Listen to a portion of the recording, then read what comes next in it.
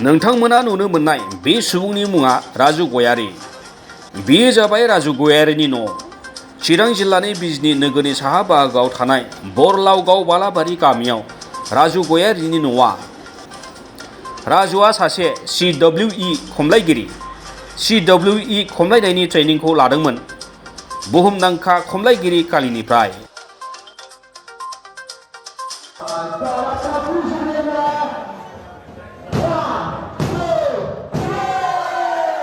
नाथाय CWE बादायनायाव बाहागो लानायाव हेंथा फैयो राजु गयारीनि लोरबां रांखान्थियारि थासारिनि थाखाय।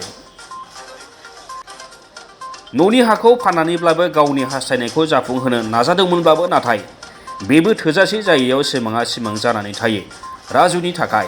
राहा गैयै जानानै राजु गयारीया BTCनि गाहाय प्रमद बर'नि खाथियाव राङारि अनसुंथाइनि थाखाय थाङोब्लाबो नाथाय बिथाङा गेलेमु बिफाननि EM दावबायसा बर'नि खाथियावसो थिनहरो। EM दावबायसा बर'नि खाथियाव थांनायाव बिथाङाबो गेलेमु बिफाननि CSDनावसो थिनहरदों होननानै राजु गयारीया फोरमायो। जोबथारनायाव जेबो राहा गैयै आरो न'खरखौ सामलायनो हायै जानानै राजु गयारीया नर्थ गुवाहाटीयाव थांनानै खामानि मावनांगौ जायो। बेयाव थानानै सानफ्रोमबो हाजिरा मावनानै जिउ खुंनो गोनां जादों राजु गयारीया। राजु गयारीया थेवब्लाबो सोरनिबा अनसायनाय मोनोब्ला CWE गेलेनायाव बाहागो लाफिननो हागोन होननानै मिजिं खालामनानै दङ। आंनि मुङा राजु गयारी, डिस्ट्रिक्टआ चिरां, गामिया बरलावगाव बालाबारि।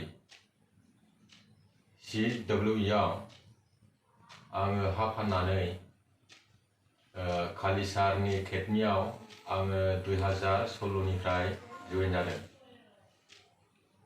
आरो आङो ट्रेनिं लाफुनायनि गेजेरावनो जोबोद थाखा फैसानि प्रब्लेम जादों आरो आङो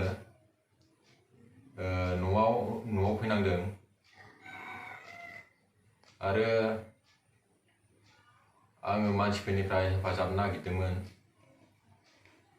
BTC सरकारनिफ्राय आंखौ एसे हेफाजाब होदों हाग्रामा सार आरो चन्दन सार आरो खाम्फा सार, बिसोरो आंखौ एसे हेफाजाब होदों आरो बिथांमोना आंखौ हेफाजाब होबाबो आंनि खेलायाव थाखा फैसाया थोआखै।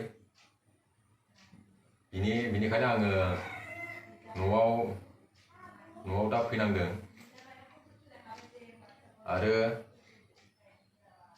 आरो आङो खेलाखौ जोबोद गेलेनो गोसो गुदुं, दासिमबो थैया गरम जानानै दङ। आङो माला थांफिननो हागोन।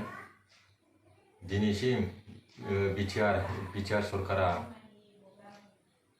आंखौ हेफाजाब होआखै। बिनिखायनो आङो आसाम सरकारखौबो बुङो, हिमन्त बिश्व शर्मा सारा आरो प्रमद सार, बिथांमोनहा आंखौ जाहाथे आङो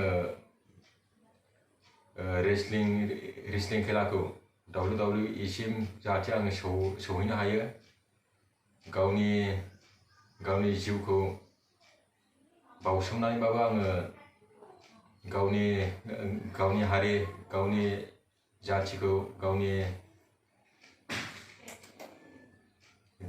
गावनि रायजो राजा बिथांमोनखौ जाहाथे आङो नाम खालामनो हायो। बिनिखायनो आंनो सरकारा जाहाथे उनाव आङो थाखा फैसानि जेबो गेलेफुनाय समाव जाहाथे जेबो प्रब्लेम जाया, बिदि आंखौ सरकारा आखायाव। निउस डेस्क, समनि रादाब।